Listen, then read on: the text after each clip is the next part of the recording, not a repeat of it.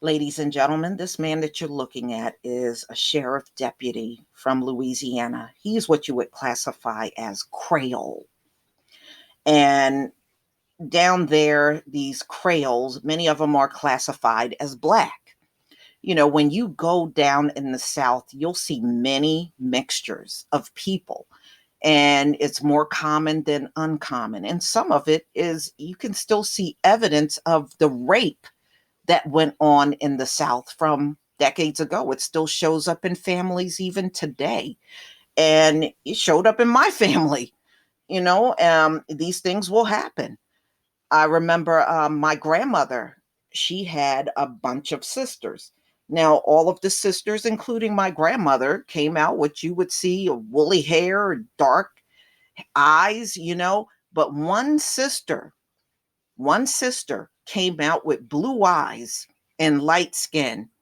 my grandmother, my great grandmother didn't understand where that happened because she had all of her children with the same man.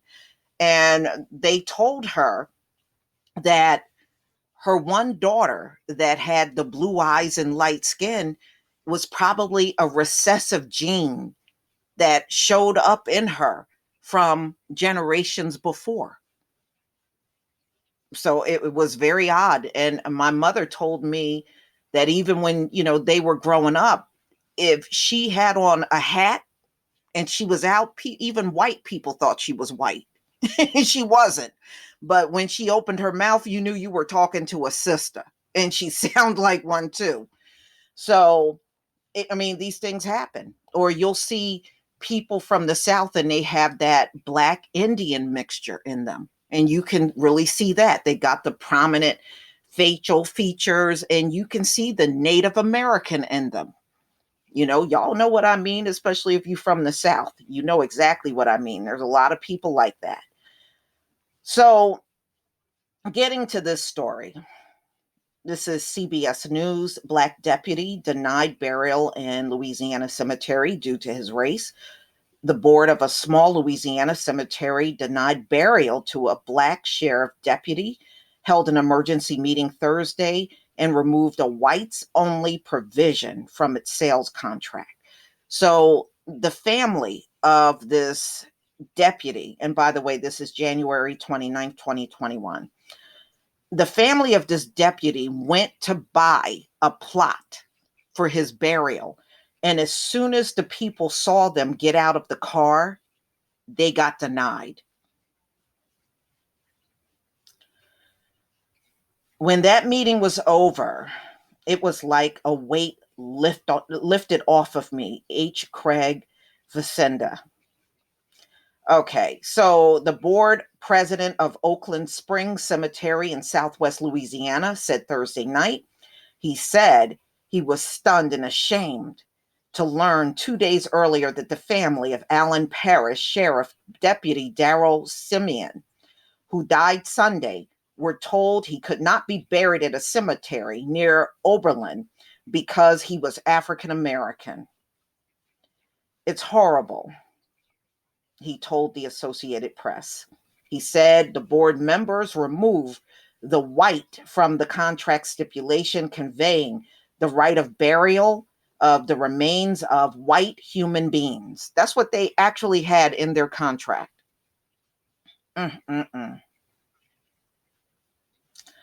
Simeon widow Carla Simeon told Oberlin she had an interview with CBS News Louisiana affiliate KLFY TV.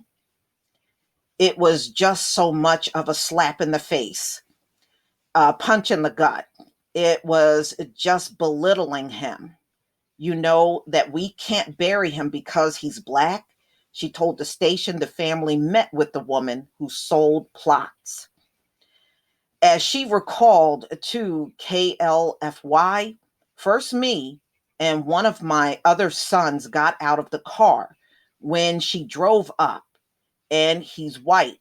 And she said she was sorry for our loss. And I told her thank you. And before I could say anything else, the rest of them started coming out of the car. And she looked at them and then looked at me. and said, "We're going to have a discrepancy," she said. "We're not going to be able to sell you a plot." Mm-mm-mm. So she never even made it into the building to buy the plot. They told her outside in the streets that she could not buy a plot because of the race of her husband. To be told like this, like we were nothing. He was nothing. He put his life on the line for them, Simeon remarked to KPLC TV on Wednesday. "My dad wasn't any man. He was a phenomenal man." This is what his daughter was saying. "He was a police officer in the community for 15 years. He was denied a place to lay because of the color of his skin." And yeah, and I bet you those people denying him were exactly the kind of people he was defending when he was living. That's how it goes. Mm-mm-mm. So it don't matter what you do for these people at the end of the day. This is what they do, and this is who they are. "I apologize, and I'm still apologizing, and I'm sorry that this happened." Mm-mm-mm. Despite the contract being signed by everyone who buys a plot, they are still told, this is a white cemetery. It's a whites only cemetery. "I'm sorry, I have no better explanation than that," he said, adding, "I can't answer a question that I don't know the answer to. I refuse to speculate. I just know that it was wrong and now it's right." So this is that Vecina guy.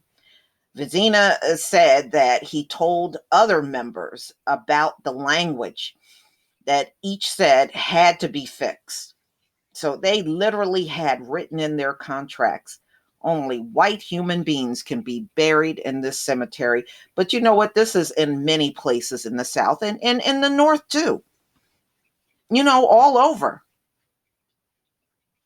The offensive wording wasn't in the Cemetery Association bylaws, but only in sales contracts used since the cemetery was created in the late 50s.